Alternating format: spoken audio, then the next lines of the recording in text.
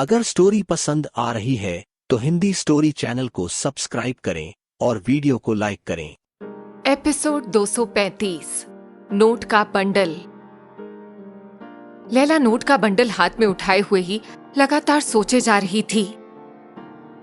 कहीं ऐसा तो नहीं कि ये नोट का बंडल उस आदमी का था जो मुझे आते वक्त यहाँ से तेजी से जाते हुए दिख रहा था। मुझे सुजॉय साहब को दे देना चाहिए। सोचते हुए वो वहां से वापस मैंशन की तरफ लौट आई। सुजॉय वहां से जा चुका था, जबकि पाहूजा साहब और जेनी अभी तक वहीं पर मौजूद थे।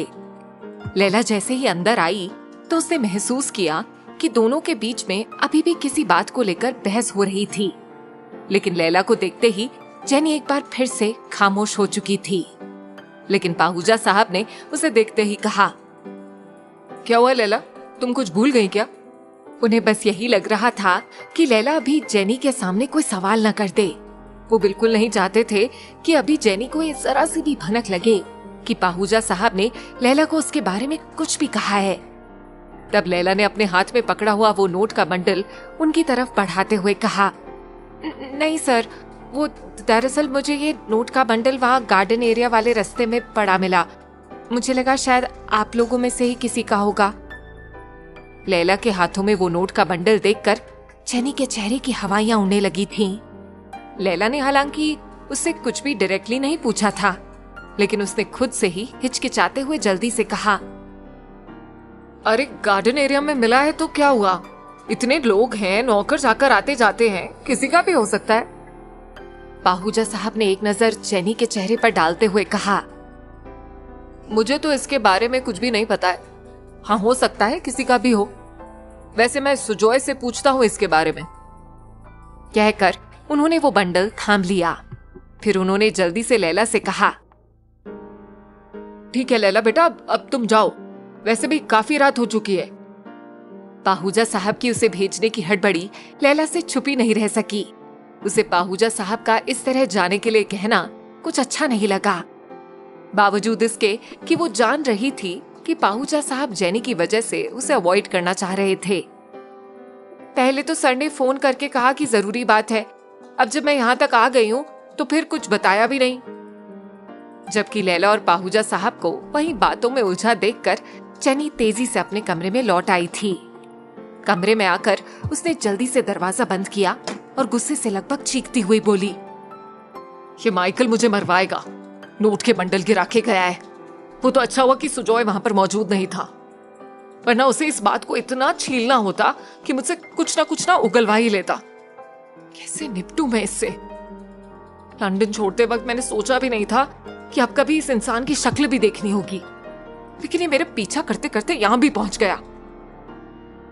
जेनी का बस नहीं चल रहा था कि वो गुस्से में सब तहस नहस कर देती। पाहूजा साहब सुजॉय के कमरे में आए तो वो कुछ फाइल्स देख रहा था। उन्होंने वो नोट का बंडल उसकी टेबल पर रखते हुए पूछा, ये तुम्हारा है? लैला को गार्डन एरिया के पास मिला था। सुजॉय ने हैरत से उस बंडल को देखते हुए कहा, नहीं डैड, ये मेरा तो नहीं है, और इतने सारे पैसे किसके हो सकते हैं, और वो भी गार्डन एरिया में गिरे हुए। कहते हुए सुजॉय ने उस बंडल को उठाया और उलट पुलट कर देखने लगा, और उस पर बैंक का स्टिकर लगा देखकर उसका माथा ठनका। ये तो वही बैंक है डैड जिसका पासबुक जेनी का ड्राइवर देकर गया था। सोचते हुए उसकी आंखें कुछ सिकुड़ सी गईं। क्या हुआ, कौन सी सोच में डूब गए? पाहूजा साहब ने उसे इस तरह खामोश देखा तो पूछा।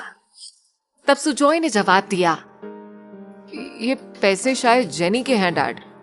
जेनी के पैसे? वो भी ग्राउंड में।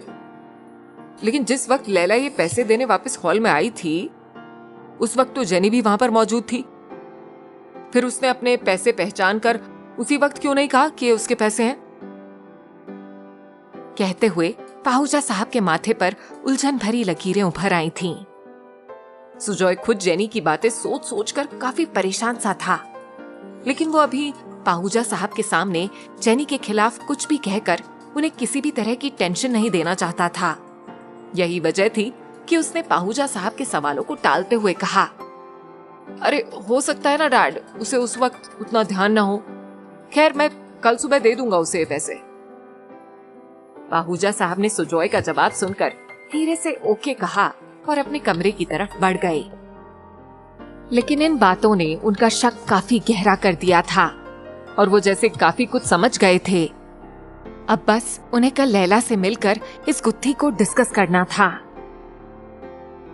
अगली सुबह लैला जब शूटिंग पर पहुंची तो प्रोड्यूसर सुधीर वहीं पर मौजूद था। उसने लैला को देखते ही बेहद खुश दिली से हेलो कहा। लैला ने धीरे से मुस्कुराते हुए उसके हेलो का जवाब दिया और मेकअप रूम में जाने को हुई। तभी सुधीर ने उसे पुकारते हुए कहा, मिस लैला, अभी तक काफी लोग नहीं पहुंचे हैं। अगर आप बुरा न माने तो एक एक कप कॉफी पी लें। लैला को ये सुनकर काफी हैरत हुई। वो ठिठक कर सोचने लगी, ये सुधीर सर को आज क्या हुआ है? लेकिन उसने हल्के से मुस्कुराते हुए कहा, एक्चुअली सुधीर सर, मैं ज्यादा कॉफी वगैरह पीती नहीं हूँ, इसीलिए माफी चाहूंगी। उसे इस तरह मना करके जाते हुए देखकर सुधीर ने मन ही मन में झुंझुलाते हुए खुद से कहा, ये लड़की तो हाथ ही नहीं आ रही है, फिर मैं दिव्या की मदद कैसे करूंगा? दिव्या का जिक्र आते ही सुधीर के होठों पर एक मुस्कुराहट सी आ गई। क्या रात थी कल की। दिव्या के रूप और अदाओं के आगे तो बंदा कुछ भी कर गुजरे, फिर ये तो बेहद छोटा सा काम है। सोचते हुए वो लगातार मन ही मन प्लानिंग करने लगा कि आखिर दिव्या ने उसे जो कुछ भी लैला के खिलाफ करने के लिए कहा था वो कैसे करेगा। लैला को शूटिंग से निपटते हुए शाम हो गई थी। उसने पाहूजा साहब को वक्त दे दिया था। ठीक 6 बजे दोनों पहले से तयशुदा रेस्टोरेंट में मौजूद थे। लैला ने पाहूजा साहब के सामने वाली चेयर पर बैठते हुए कहा, जी सर, बताइए, आखिर मैंशन में ऐसा क्या चल रहा है जिसकी वजह से सब इतने उलझे हुए दिख रहे थे? तब पाहूजा साहब ने गहरी सोच में डूबे हुए कहा, बात ही कुछ ऐसी है लैला, हाल के दिनों में बहुत कुछ ऐसा हुआ जिसकी वजह से मैं जेनी को लेकर कुछ शक में पड़ गया हूं। पहले तो उसका सुजॉय पर लगाया हुआ इल्जाम, फिर उसकी प्रेगनेंसी, खुद तुम्हें भी उसके बारे में शक हुआ। अब उसके बाद कुछ ऐसी एक्टिविटी हुई है कि मैं एकदम परेशान सा हो उठा हूं। लैला बेहद ध्यान से उनकी बातें सुन रही थी। उन्होंने इतना कहकर फिर उसे पहले दिन से लैला के आने तक का सारा किस्सा कह सुनाया। उनकी बातें सुनकर लैला ने कुछ याद करते हुए कहा, शायद आपका शक बिल्कुल सही है पाहूजा सर, क्योंकि कल जब मैं मैंशन पहुंची तो मुझे एक आदमी तेजी से गार्डन एरिया से निकलकर पिछले गेट की तरफ बढ़ता हुआ दिखा था।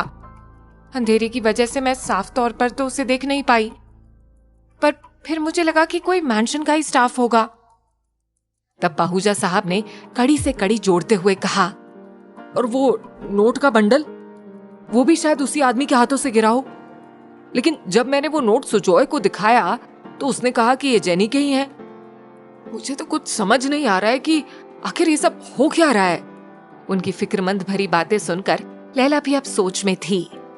पाहूजा साहब ने आगे कहा, मैं बस इतना चाहता हूं कि किस्मत से सुजॉय की शादी पोस्टपोन हो गई है, और अगर इस जेनी का कैरेक्टर इतना सस्पिशियस है तो जब तक इसके बारे में सब कुछ शीशे की तरह साफ नहीं हो जाता तब तक हम इस पर किसी भी कीमत पर यकीन नहीं कर सकते।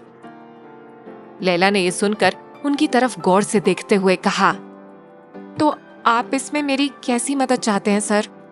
पाहूजा साहब ने जवाब में कहा, जेनी को डायरेक्ट टोक देने की वजह से अब मैं इस मामले में ज्यादा कुछ और तो नहीं कर सकता हूँ। इसीलिए मैं चाहता हूँ कि अगर तुम जेनी की असलियत पता लगाने में हमारी मदद कर दो तो तुम्हारा बहुत बड़ा एहसान होगा। लैला ने उन्हें ऐसे रिक्वेस्ट करते हुए देखा तो जल्दी से बोली, कैसी बातें कर रहे हैं आप सर? मैं पाहूजा परिवार पर एहसान करने के बारे में तो सोच भी नहीं सकती। आप लोगों के तो मेरे ऊपर इतने एहसान हैं कि मैं शायद इस जन्म में कभी उतार भी ना सकूं।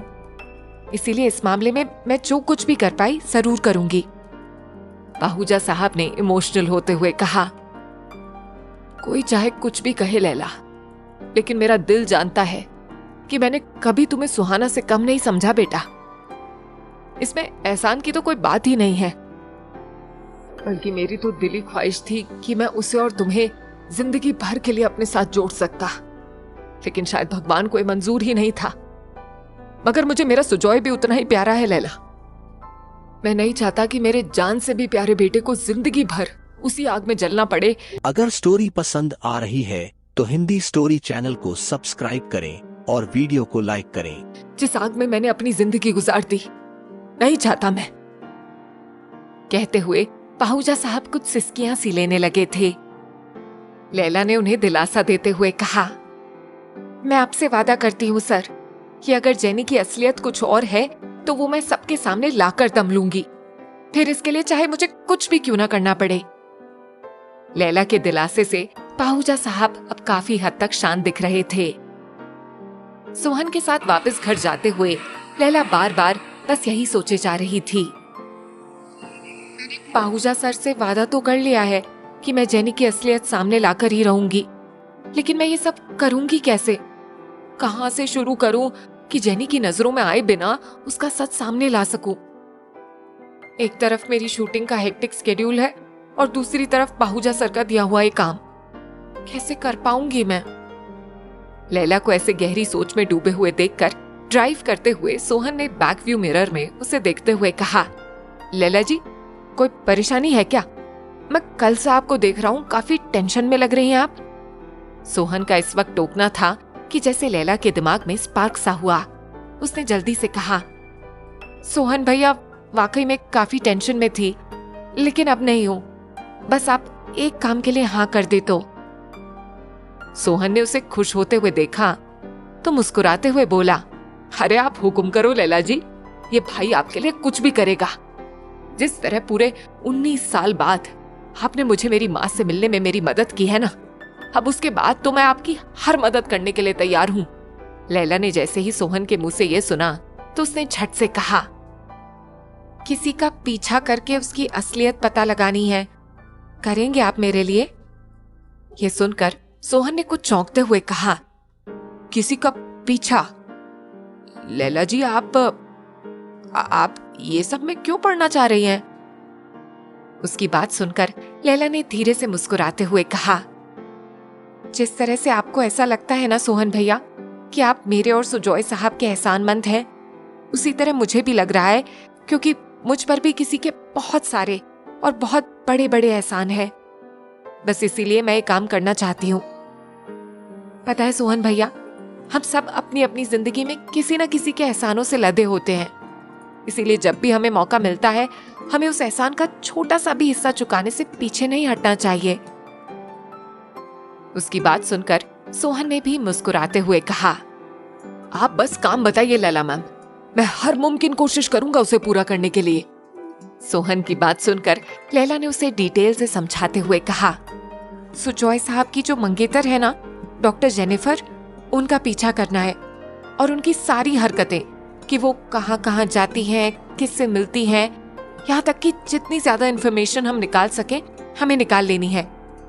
हो सकता है कि मैं आपके साथ ना रहूं, लेकिन तब भी आपको बगैर उसकी नजरों में आए हुए अपना काम पूरी होशियारी से करना है। कहते हुए लैला ने उसे और कई सारी बातें समझाईं। सोहन पूरी बात अच्छे से समझने के बाद बोला, मुझे बस कुछ दिनों का वक्त दे दीजिए लैला जी, मैं सारी इन्फॉर्मेशन निकाल देता हूँ। कहते हुए सोहन की आंखों में पूरा कॉन्फिडेंस था। सोहन को इतने कॉन्फिडेंस में देखकर लैला का मन भी कुछ हल्का फुल्का सा हो गया था। अगली सुबह सुजॉय जेनी के कमरे के बाहर खड़ा नॉक कर रहा था। कौन? अंदर से जेनी ने पूछा तो सुजॉय ने जवाब में अपना नाम बताया। जेनी ने उसका नाम सुनते ही एक झटके में दरवाजा खोल दिया। सुजॉय ने जब सामने देखा तो जेनी अपने सीने से थाइस तक टॉवल लपेटे खड़ी थी। वो अचानक से कुछ हिचक सा गया। उसने जल्दी से कहा, मैं बाद में आता हूं। लेकिन जेनी ने उसे एकदम से अंदर खींचते हुए मदहोश लहजे में कहा, अभी शावर लेकर आई हूं। अगर मुझे पता होता कि तुम ऐसे सुबह सुबह मेरे कमरे में आने वाले हो तो मैं थोड़ा वेट ही कर लेती, हम लोग साथ में भी शावर ले सकते थे। सुजॉय को जेनी के इस तरह बिहेव करने से कुछ उलझन सी होने लगी थी। उसने खुद को उसकी पकड़ से छुड़ाते हुए कहा, वो जेनी, एक्चुअली मैं ये तुम्हें देने आया था। कहकर उसने अपने पॉकेट से वो नोट का बंडल निकाला और उसकी तरफ बढ़ाते हुए फिर कहा, ये गार्डन में पड़ा हुआ था। मैंने इस पर तुम्हारे बैंक का स्टिकर देखा तो मुझे लगा कि ये तुम्हारा ही होगा। वैसे डैड बता रहे थे कि जिस वक्त लैला ने नोट का बंडल डैड को दिया उस वक्त तुम वहीं मौजूद थी। फिर तुमने डैड को कहा क्यों नहीं कि ये तुम्हारे ही पैसे हैं? सुजॉय के हाथों में वो नोट का बंडल देखकर और उसके सवाल को सुनकर जेनी एकदम से सन्न सी रह गई। उसे समझ में नहीं आ रहा था कि वो सुजॉय को क्या जवाब दे। क्या जेनी दे पाएगी सुजॉय के मन में उपजे हुए सवालों के जवाब, या सुजॉय का शक जेनी के राज का कर देगा पर्दाफाश? हिंदी स्टोरी चैनल को सब्सक्राइब करें।